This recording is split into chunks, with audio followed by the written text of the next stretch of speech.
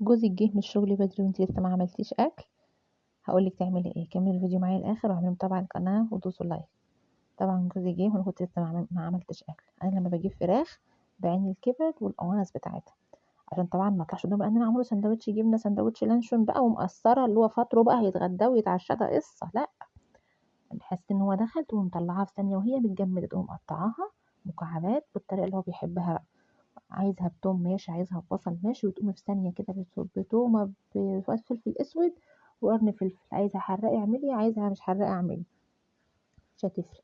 وساندوتشين تقومي ضارباهم ساندوتشين كبدة كده مع كيس شيبسي وحتتين مخلل، والله العظيم هيقعد عليهم للمغرب، وهيبقى اسمِك عملتِ أكل، وهيبقى اسمِك ما قصّرتيش. إنما بقى تقومي تعملي ساندوتش جبنة وكوباية شاي، ده أنا فاطر جبنة ومتغدي جبنة، أو فاطر فول ومتغدي جبنة، هتبانش إن أنتِ تخمانة وما عملتيش أكل.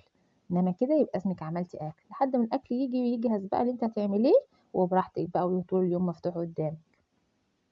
تعالوا شوفوا حلاوتها عاملة إزاي، والله العظيم ما بتاخد على النار 3 دقايق بالضبط، يعني لو كتّرت معاكِ أوي هتاخد لل5. هو عندي بيحبها بتوم وفلفل أخضر بس، طبعًا لها فلفل أحمر وحتّة طماطم عشان خاطر إيه، الطماطم بتخلّيها juicy كده شوية، ما بتخلّيهاش ناشفة.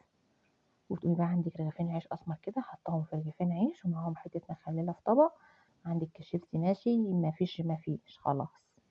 أحلى ساندوتشين كبدة ولا بتاع الفلاح. شوفوا حلاوتها والله وريحتها كانت جايبة آخر الشارع. شُفتم شغّلتِ دماغي.